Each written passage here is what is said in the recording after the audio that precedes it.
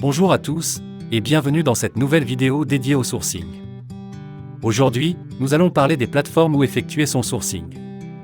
Le site que je veux partager avec vous est le célèbre Alibaba. C'est le site que je connais le mieux, et c'est là que je vais pouvoir vous donner le plus de conseils, car c'est la plateforme que j'ai le plus utilisée pour sourcer mes produits. J'ai préparé une liste de conseils, basée sur mon expérience personnelle, que je pense fondamentale à partager avec vous.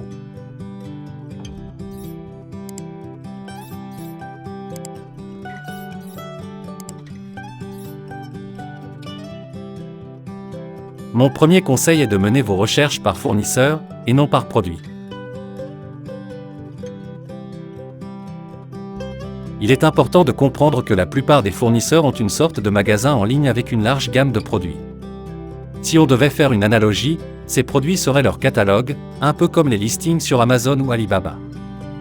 Si vous recherchez par produit, vous risquez d'envoyer le même email à chaque fois que vous trouvez un produit qui correspond. Parfois, par simple politesse, le fournisseur répondra à tous vos emails, ce qui pourrait engendrer beaucoup de va-et-vient inutiles. C'est pourquoi je recommande vraiment de chercher par fournisseur, pas par produit. Le deuxième conseil que je peux partager avec vous, c'est de toujours garder à l'esprit que vous cherchez un bon fabricant, et non pas une belle image. Il y a beaucoup d'agents de commerce et d'intermédiaires qui ne sont pas vraiment des usines, mais qui savent exactement ce que vous voulez et ce que vous cherchez. Ils savent que vous êtes attiré par un produit qui a l'air bien fini et attrayant en photo. Par conséquent, ils peuvent créer des listings. Un listing se réfère généralement à une liste de produits disponibles à la vente. Chaque produit ou service qui est listé sur un site web de commerce comme Alibaba, Amazon, eBay, etc., est souvent appelé une liste de produits ou simplement un listing qui semble très attrayant. Cependant, ne vous laissez pas tromper par ces images. Souvent, les meilleurs fournisseurs ne sont pas nécessairement ceux avec les meilleures images.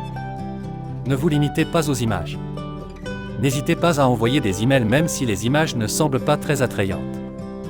C'est peut-être là que vous trouverez le véritable fabricant, celui qui vous offrira les prix les plus compétitifs. Faites attention aux intermédiaires, les middlemen, qui connaissent très bien les besoins du marché européen.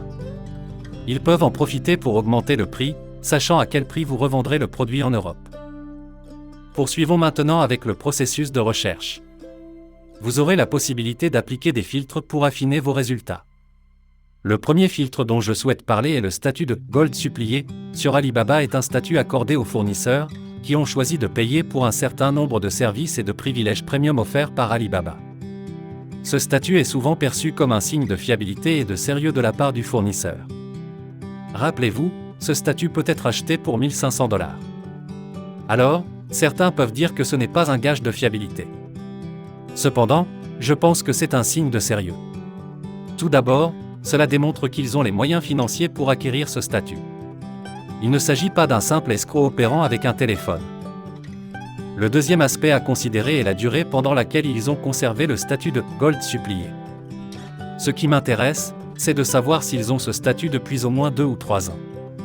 S'ils sont Gold suppliés depuis 2 ou 3 ans, cela signifie qu'ils ont payé pour cela, qu'ils font des affaires sur Alibaba depuis au moins ce temps-là, et qu'ils n'ont pas eu de problème majeur. C'est important parce que si vous rencontrez un problème, par exemple si vous ne recevez pas votre marchandise, vous pouvez signaler le problème à Alibaba. Si vous avez effectué votre paiement via Alibaba, et que vous n'avez pas reçu la marchandise, le fournisseur risque d'être exclu de la plateforme. Si vous voyez un Gold supplié actif depuis plus de 2 ou 3 ans, cela peut être un indicateur qu'il est sérieux et fiable. C'est un bon point de départ pour votre recherche. Un deuxième filtre utile est Trade Assurance. Cela vous permet de réaliser vos paiements via Alibaba tout en bénéficiant d'une certaine protection. Bien sûr, ce n'est pas une obligation. Vous pouvez choisir de travailler avec des fournisseurs qui acceptent PayPal. Dans les deux cas, je recommande ces deux modes de paiement pour plus de sécurité. Nous approfondirons ce sujet lorsque nous aborderons les modalités de paiement. Si vous le souhaitez, faites-le moi savoir dans les commentaires. Un troisième filtre intéressant est AC7 supplié.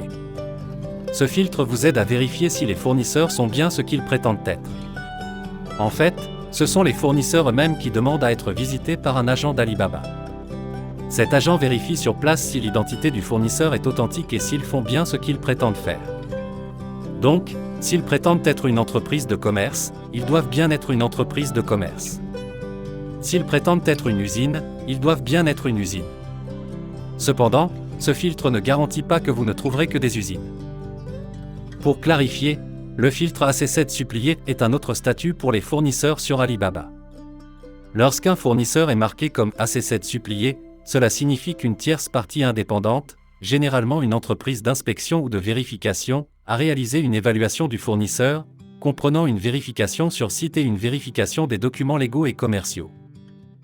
Cet examen couvre plusieurs aspects, tels que la capacité de production du fournisseur, ses processus de qualité, ses pratiques en matière de ressources humaines, son historique commercial, ses certifications, et plus encore, et notez bien que ce service est payant car vous faites déplacer des agents pour plus de sécurité.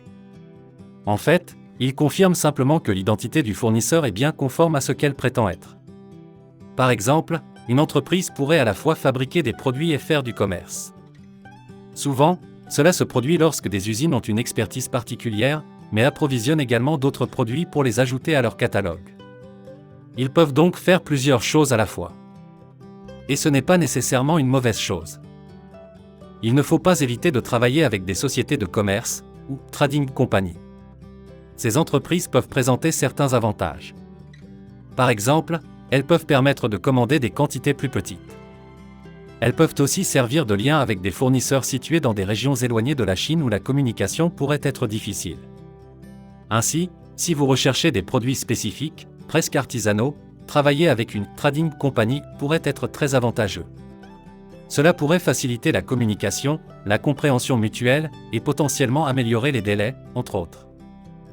Une astuce pour déterminer si vous avez affaire à une trading company ou à une usine, c'est de consulter les business tips, s'ils sont indiqués. Un autre moyen de savoir si vous avez affaire à une société de commerce plutôt qu'à une usine est d'examiner leur catalogue de produits. Si vous constatez qu'ils proposent une grande variété de produits qui n'ont pas grand-chose en commun, il est probable que ce soit une société de commerce. Par exemple, une entreprise qui vend à la fois des battes de baseball et des balances, des produits en bois et électronique, est probablement une société de commerce. Les usines sont généralement très spécialisées, il est donc peu probable qu'une seule usine produise ce type de produits variés. Si vous voyez une entreprise qui prétend être une usine mais qui vend une large gamme de produits très différents, cela pourrait être un drapeau rouge. Cela pourrait jeter un doute sur leur crédibilité. Cependant, cela ne signifie pas nécessairement que vous devriez les éviter complètement. Il peut être utile de discuter avec eux, de vérifier leur prix et la qualité de leurs produits. Parfois, les sociétés de commerce peuvent avoir accès à des produits de haute qualité provenant d'usines qui ne sont pas sur Alibaba et que vous n'auriez pas pu trouver autrement. Enfin, un dernier filtre sur le moteur de recherche d'Alibaba est l'option Online.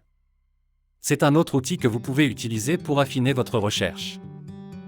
Un autre outil intéressant sur Alibaba, une fois que vous avez créé votre compte, est le chat en ligne.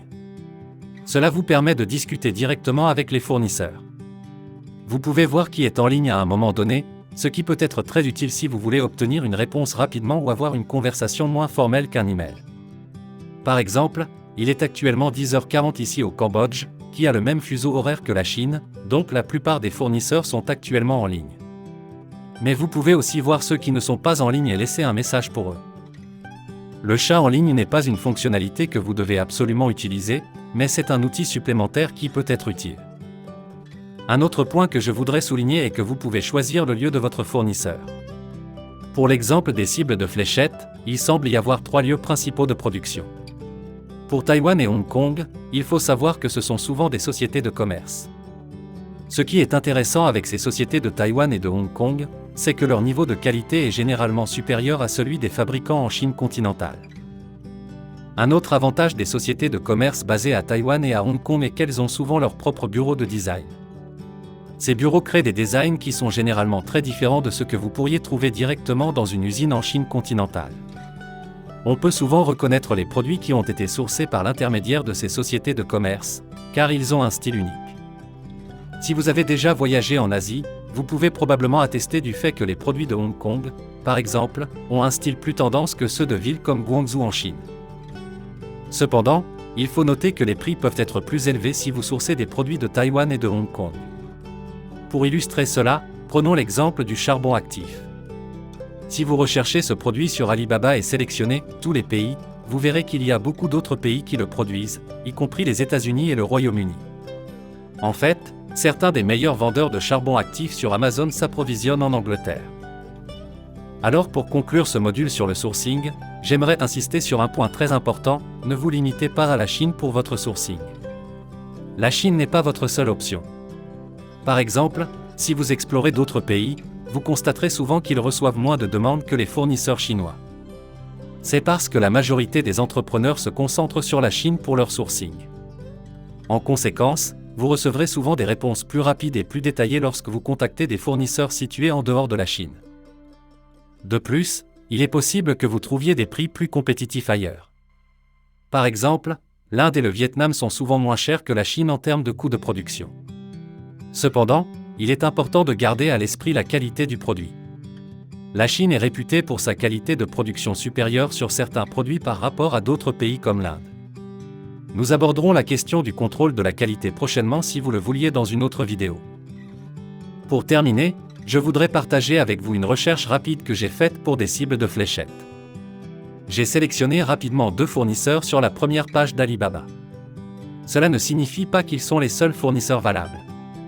En fait, je vous encourage à contacter le plus grand nombre possible de fournisseurs pour trouver le meilleur pour vous.